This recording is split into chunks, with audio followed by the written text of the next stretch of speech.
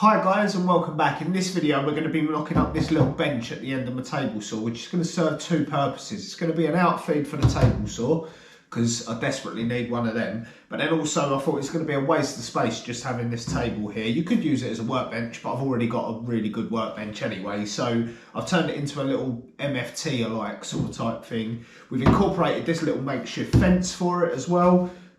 So yeah, overall I'm really happy with the way this come out, but I'm going to stop talking now. I'm going to jump into the video and I'm going to show you how I made this and do a little demonstration at the end of it working. Cheers!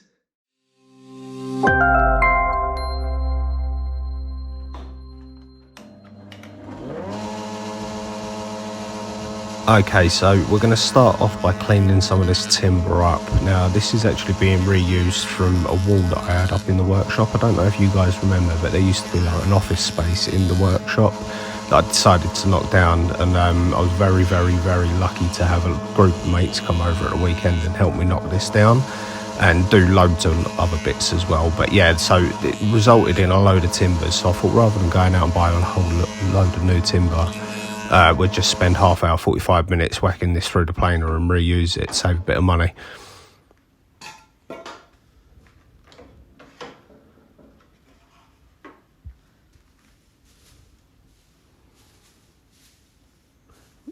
It's at this point that I decided that I really need to invest in an extraction system for this machine. You can see from here like the amount of dust created from this, or wood chips I should say, from this is just ridiculous. I think it actually took me longer to clean up all of these wood chips than it did to actually plane the wood up in the first place. It just went everywhere.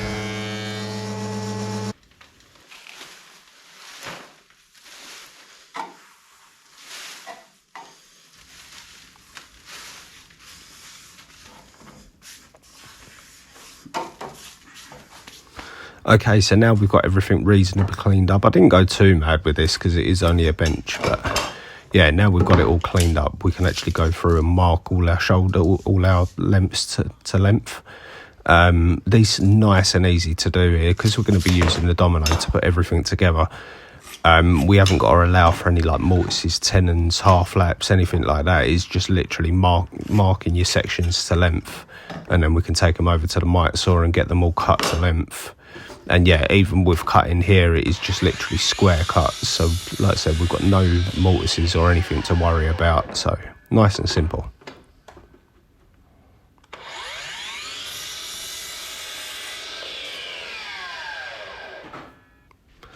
Okay, and now we can actually start laying out for our rails and our dominoes. I put the bottom rail 150 up on this. It will be slightly shorter because we're obviously going to scribe to the floor.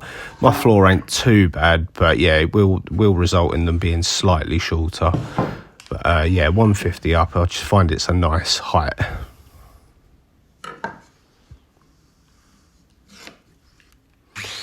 Okay, time to put our dominoes in. I went with double dominoes on these just to give it a bit more lateral strength. Not that it's going to get a lot of wear and tear, you know, being what it is. It's not going to be like planed on or hammered on or anything like that. But I just thought, you know, we might as well go the extra mile and put a few more in just in case I do decide to use this frame for something else further down the line.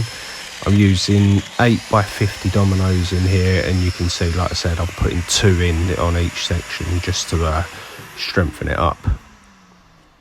And it was at this point I realised that I didn't transfer my marks over for the dominoes, so we had to stop and do that on every single one.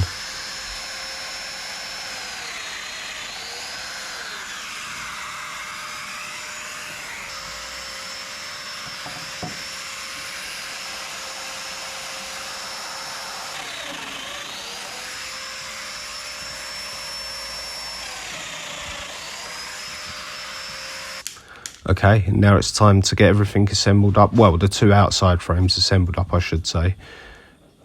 So plenty of glue on there. This is a PU glue, like an expanding PU glue, just for drying times really. This stuff dries within about 15-20 minutes, so it just means that I can move on with the next section. Makes a bit of a mess, but it's good stuff, it's strong.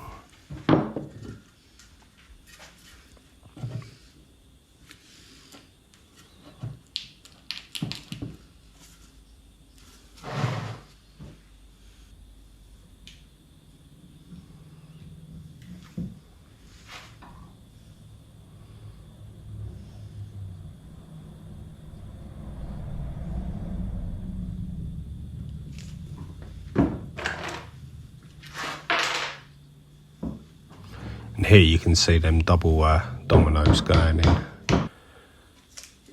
It's a bit more than strong enough for what we're making here.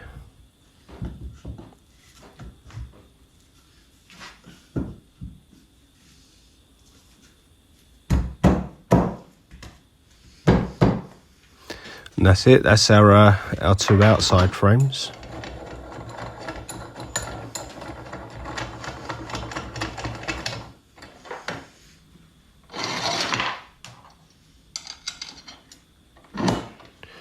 It took quite a lot of time to get these clamps lined up properly. If you put your clamps sort of like on the angle or anything here, it's really going to throw these frames out of square, and that's really not what you want at this stage. Like, you really need these frames to be nice and square, and it's just going to make it easier down the line. And you can see that I've actually alternated my clamps there as well, just to give me even clamping pressure across the whole frame.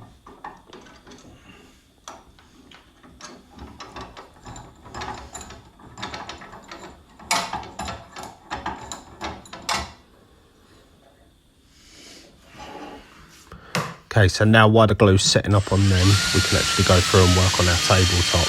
Now I'm going to be putting the bench dog holes in this using the UJK path guide system. This is the Mark 1 system. I really like it for the money. I mean, I've had so much use out of this, making little MFT style tops. I'm not going to go into too much detail here about how it works and that, because there's plenty of videos, but I just thought I'd show you a little bit of it, about how it's done.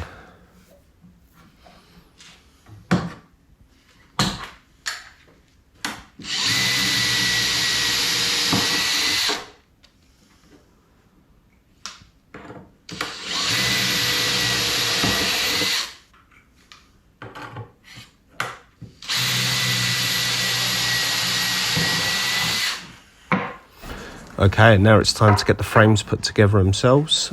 Like I said, nice and simple to put these together using the dominoes.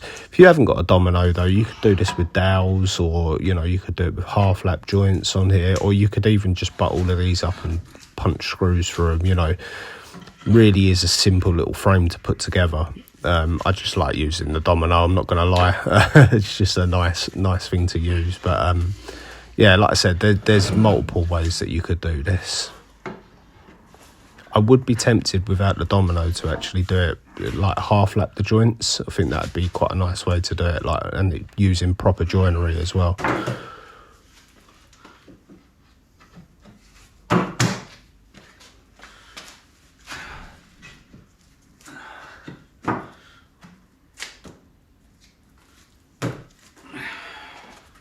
Okay, and now for the exciting bit, to turn it up. I was expecting that to all fall to pieces, to be honest with you, but we got away with it.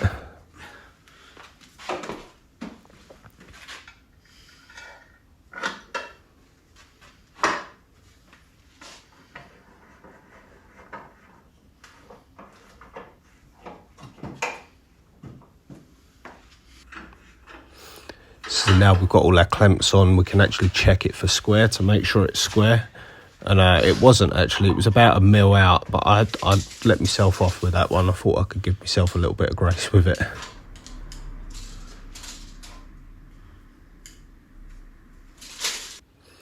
Okay, and so now we can cut it to length. So what I did was I turned it upside down on the floor and used my spirit level off of the table saw to mark my lines. When I move my hand out of the way, you can see that there's actually 2 lines there. And I actually then measured down 25 mil, which is the thickness of my top that's going on here. And that gave me my cut length to cut it to the right size.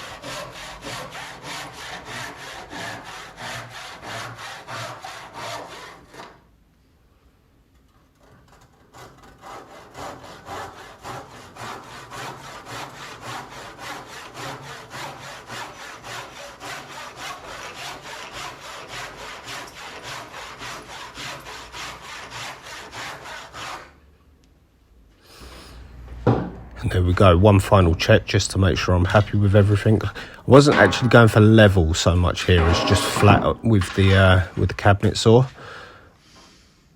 And now it's time to screw our top down. Now we're happy with everything.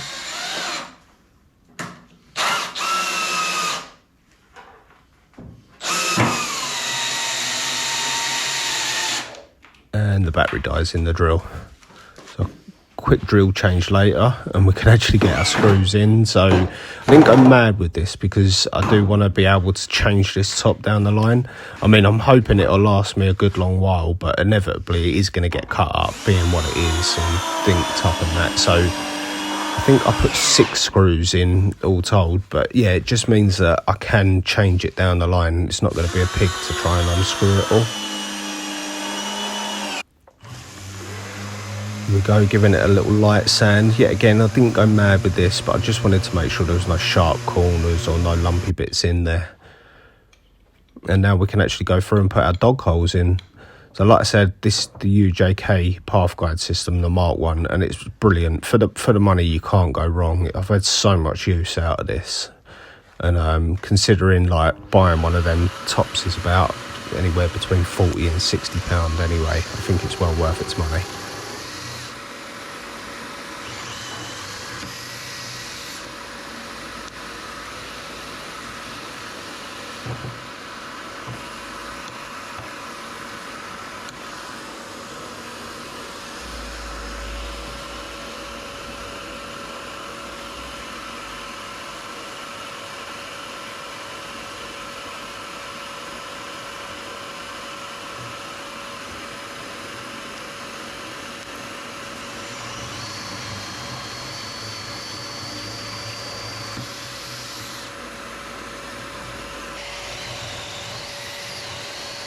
So you can see here that I haven't actually filled the whole top up with holes. I'm not actually that keen on having a load of holes in my top, so I just went through and put the ones that I think I'm going to need in there. I can always go back at a later date and add more holes if I need to, but I think for what I want this for, I think that's going to be plenty. I'm mainly just going to be doing cross-cutting, like cutting like MDF or ply sheet goods to length, so I think this will be more than enough for what I want.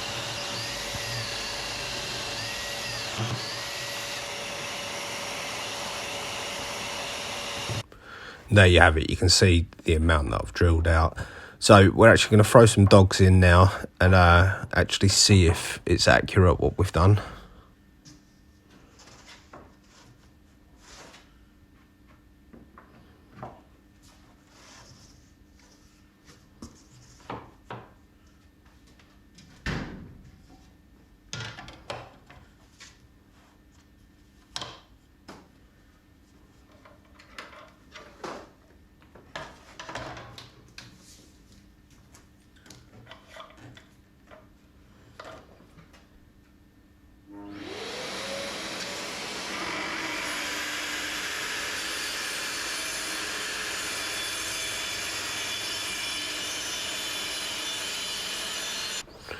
Okay, and taking my trusty roofing square here that I know is a good square, we can check that piece and make sure it is square, and we're bang on. So we could have left it there, but I've decided to make like a little makeshift fence for it. I have actually gone back after this video and made a much better fence that I can show you in a later video if you wish. Just let me know down in the comments below. But yeah, I just wanted I think it was John McGrath that actually made this. I can't remember. If I find the video, I'll link it below. But yeah, it's just a really simple little fence system. To Mr. Wonka? Yeah. Yeah, I think it was the auntie. Yeah, it was. You can hear my daughter having a conversation with me in the background there.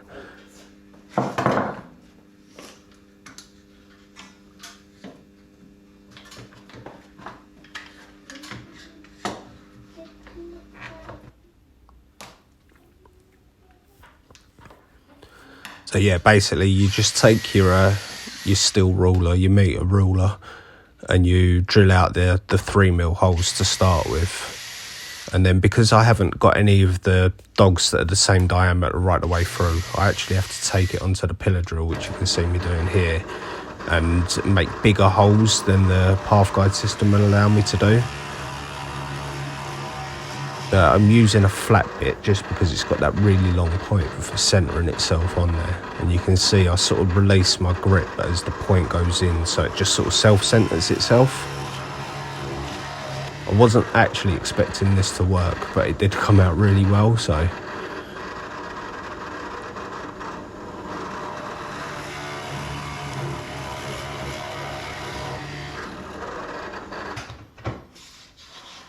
And there we go, time to give it a little test run.